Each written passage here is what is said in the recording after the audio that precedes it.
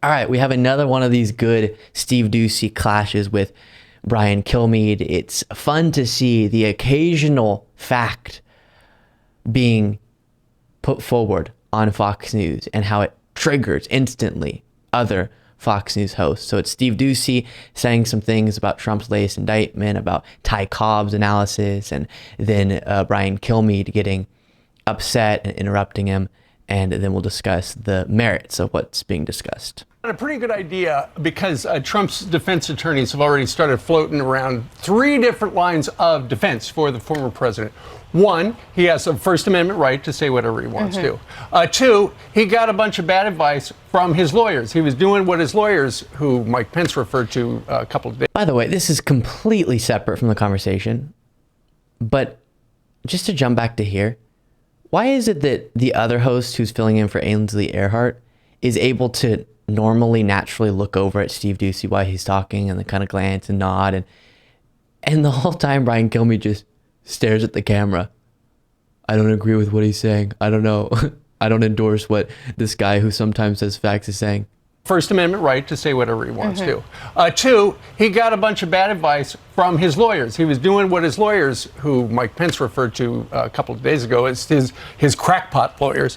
Or 3, he believed he actually had won. Now, here's the problem with that. Ty Cobb, who actually was employed by Donald Trump during the Mueller investigation, he was one of Trump's lawyers, said that he tweeted this, or he put this on Facebook.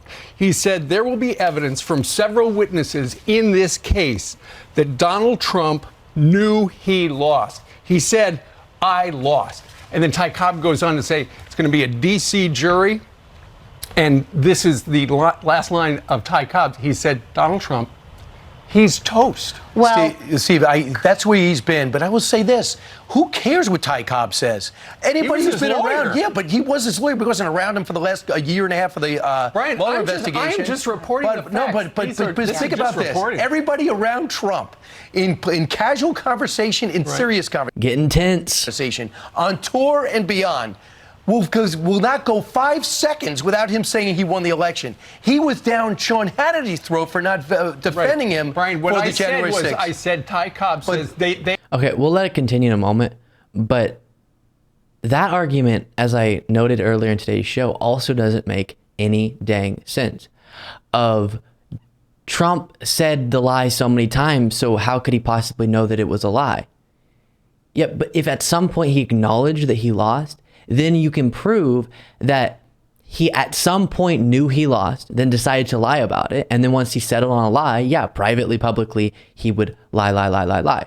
Often liars do that. They lie. It's pretty wild. They have several people who were told by Trump, that's fine. I know I lost. But that's fine. He says, you know, we lost. So you're going to, wait a second. So they believe that there's going to be traction in a courtroom because Ty Cobb and a few other people said he lost when almost everybody else said he won? Why is that even part of this legal case? Because he sincerely believed that he lost the election. I didn't even think that was going to be even brought up. A lot of people just said to him, drop it. I know how you feel. Change the subject. Yeah, so Attorney General Bill Barr has said that he thinks that Jack Smith has more on Trump than he has released in this indictment. But right now, there is absolutely no smoking gun, which would be Trump saying, I know I lost, but we are still going to go ahead and do this anyway. Which the point is that Ty Cobb is saying, is it Ty Cobb or Ty Cobbs? Whatever it is, Trump's former lawyer is saying that Trump did say a statement like that, like, I know that I lost. Maybe not, if there's ever a future case against me, let me say that I know that I have lost this election legitimately, but something to the effect of, I can't believe I lost. And then, of course, he shifted his tone and started lying a lot, but that doesn't mean he didn't know he was lying.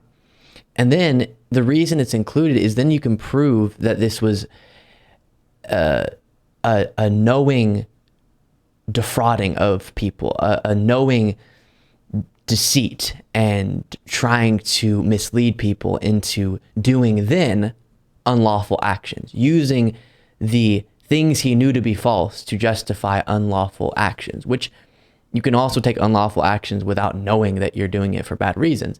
But that adds to the case here that there was this concerted conspiracy based on lies that individuals knew to be lies to overturn a democratic election. They weren't acting in a way that they genuinely believed was kind of by the book.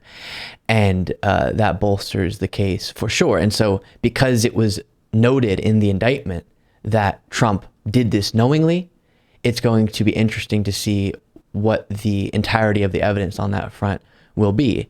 And as Bill Barr said yesterday that we covered, if Jack Smith put that in the indictment like he did, he has more evidence than we even know at this point in time. And he didn't even have to include it in the indictment at this point in time, but it will definitely come up eventually. And I tend to agree, just watching how thorough Jack Smith's investigation was and watching how thorough the indictments have been and the strength of these cases. I think Jack Smith knows what he's doing and would include that only if he knew he could prove that Trump had the state of mind that's alleged in the indictment. But interesting, once again, that Steve Doocy, for whatever reason, is actually doing some reporting that is reasonable.